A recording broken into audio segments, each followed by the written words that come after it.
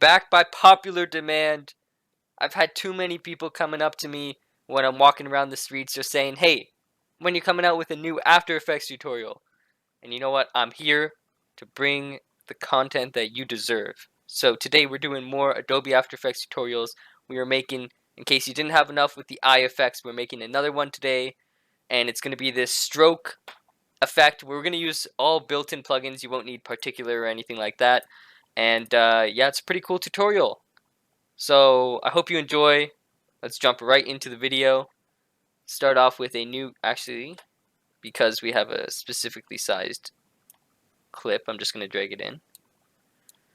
So there are a few ways to do this, and I know there might be one other tutorial on this and they use particular, but unfortunately I haven't installed particular or any of my perfectly legally installed plugins. So we're just going to be using built-in plugins from After Effects, and we're going to get that effect that you sort of see in sports anime a lot, which is that stroke on the eye. And the way that we're going to do this is we're going to start off with a new solid. So let's go layer, new solid. And right now it can be a red solid. It can be whatever color. It doesn't matter too much. And I'm going to start off by creating a rectangle mask right across the entire thing. And again, you can choose the width. And again, it doesn't matter because we're going to go and change it later on anyways. So just create a rectangle across your screen. And once we have that rectangle, we're just going to straight up go in and pre-compose it. Alright, that's perfect. So what we need to do is we need to add Turbulent Displace, and that's really going to create most of the effect for us. So let's go and find Turbulent Displace. Unfortunately, I must have failed English because I can't seem to spell Turbulent Displace. Here we go. And let's drag that into our red solid. And now we have our amount and our size. So again, you can play around with this. It's completely up to you how drastic you want to make your effect, right? But in general, the more that you're increasing your amount, it's going to be harder to keep it towards where the eye is. So just keep that in mind. You don't want to crank it up too much. And so the things we're going to be changing are amount, size, and evolution. So you can play around with these values. Again, size is pretty important. We don't want the size to be like insanely massive. So just when it starts to get to a decent length, I think that's pretty good. And our amount, we don't want too much. Again, I'm sort of eyeballing it. Maybe around 400. And then we need to go into our evolution. We're going to alt click on this. We're going to go into our, oh my goodness, where did I just jump to? No, you know, this is perfect. Okay, what do we have these settings to? 387, 76. So I think that's pretty similar to what we had. I'm lost. Don't get confused. Everybody calm down. I will find my way out of this. Where are we? Here? Here we are. Okay. So again, don't get lost. We Alt on your keyboard, hold down Alt, select that stopwatch right there on evolution. It's going to open up your expression. And we're just going to add time, the word time. I'm going to shift click 8 for that star. And I'm going to put in 100. Now this is just going to get it to evolve for us. So that value 100 is going to control how quickly it's evolving. So if you want it faster or slower, you can just change that value higher or lower. Right now we're just going to leave it at 100 for a sort of default value. And the next thing that we're going to do is we're going to make sure that these settings are correct. So around 300 to 400, and then this was around 70, 75, I'm not sure exactly. And good, that's perfect. So we have this effect here, and we have it evolving, but we also want it moving. So the way we're going to get it to move is by keyframing our offset. So let's keyframe that, hit U, U for umbrella, or something else that starts with a U. I don't know. And let's keyframe that around 2 seconds perhaps, and just drag it over. And then you can just preview it to make sure that it's sort of moving at a good rate. So that's moving pretty well. That seems pretty good. We'll move it a bit more. Again, doesn't matter too much. Completely up to you how quickly you want this effect to be moving.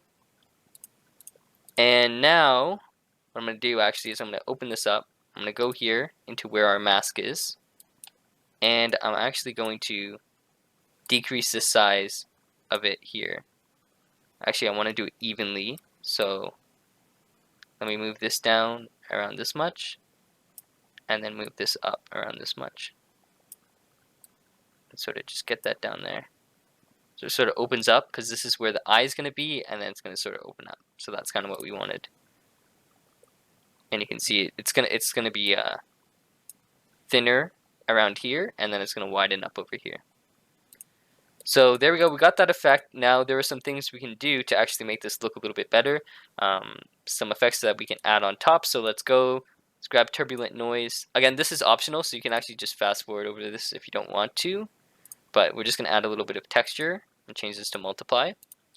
And I like Multiply a lot. It gives it a nice dark texture. So you can crank up that contrast and sort of see it a bit better. And just play around with complexity and your contrast a little bit. Get it to look nice and dark and perfect. And now we're going to use that exact same expression we used earlier. So we're going to Alt and we're going to click Evolution. That stopwatch right there. I'm going to type in time times 100. And we're going to select off. And that, again, that's just going to add some movement for us. Which is perfect. And now what we're going to do, so we have it going smaller to larger, is we're going to add another mask. This is why we pre-composed it earlier. So we're going to add another mask on top. And again, we want to get it as small as possible around the center of this. And then we want to extend it out in that same sort of formation we had earlier. Again, it doesn't have to be too precise. You can already see that it cut down a little bit there. And now if you go into Mask, and then Feather, so F for Feather on your keyboard, if we drag this up, it's going to allow us to see the rest of it. And you can just sort of play around with this a little bit. We want it to be fading in. That's sort of what we're going for right here.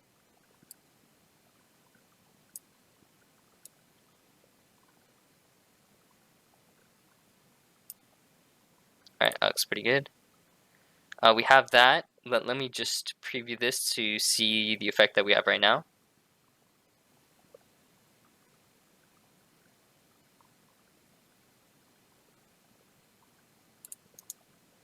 So we have our texture, we have our movement, and that looks pretty good, right? Let me cut it off before it stops. Now, the final thing that we're going to do is, let's go and just place this whole composition where we want it. So let's open up that position. Let's move it over. And just sort of go based off of where that mask is. It might not be exact where the stroke is, but you'll still get that effect. We can zoom out a little bit and preview. So it's going a little fast. It's going a little fast. And this composition is massively long, but you know what? We have the effect down. So that's pretty good. You might notice that it's jumping around a lot, and if that's the case for you, it's jumping around a little bit. It's not too noticeable right now. But if it is moving around too much for you, then what you have to actually do, ignore what I'm doing right now. I'll get to that in a second. I'm actually going to go in. Oops, change those keyframes. And just pull out that offset so it goes a bit slower. So if you find that it isn't exactly where you want on this eye, go into your Turbulent Displace and play around with the size value. Because it's so high, it's jumping around a lot. But if I decrease the size, then it's going to stay more towards where that point is. So again, this is off a little bit, but it's completely up to you how you play around with this, and you can do some really, really cool designs with it. So again, this was a pretty quick tutorial, just getting some texture and working with Turbulent Displace on a mask. I hope you guys enjoyed the video. You know what, if you have any other video ideas, doesn't have to be After Effects related. You know, you could comment like something else, but you know what, I'm always open for ideas. Thank you so much for watching this video. If you want to leave a thumbs up, if you want to subscribe, that would be greatly appreciated. And yeah, who knows, maybe another video will help you out. So check out some of my other videos. Thanks, and have a great day.